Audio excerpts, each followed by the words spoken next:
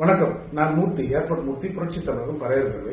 இன்றைக்கு வேங்கவேல ஒரு 3 பேரை குற்றம் சாட்டி அந்த செய்தியெல்லாம் பார்த்துருப்பீங்க. அதுல முரளி ராஜா பிசி, அவரோட அப்பா, அம்மா, மனைவி, பையன் 5 பேர் அதே ஊர்ல தான் அந்த பீ தண்ணியை குடிச்சாங்க.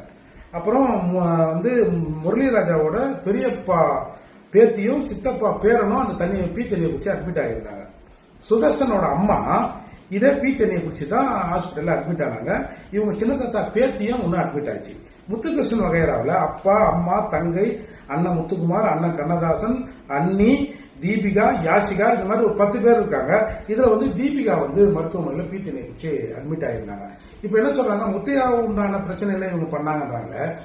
சொந்த அப்பா அம்மா பீ தண்ணியை குடிக்கிட்டோம் அப்படின்னு யாராவது இந்த ஈன செயலை செய்வாங்களா? ஆகவே இவங்க இன்னைக்கு ஒரு ஆடியோ எல்லாரும் வெளியிடுறாங்க.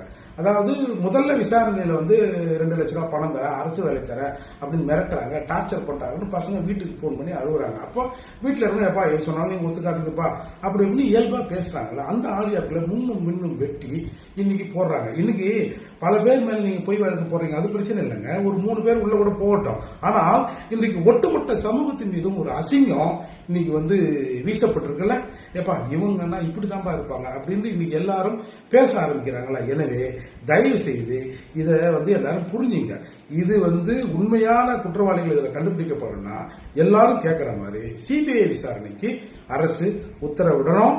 இது ரொம்ப கண்டிக்கத்தக்கது. எங்கள் மீது ஒட்டுமொத்த இந்த சமூகத்தின் மீது, பறையர் சமூகத்தின் மீது இன்னைக்கு ஒரு பெரிய அசிங்கம் நடத்தப்பட்டிருக்கு. இதை நான் வன்மையாக கண்டிக்கிறேன். எனவே இன்னைக்கு சிபிஐ விசாரணைக்கு உத்தரவிடுங்க. நன்றி, வணக்கம்.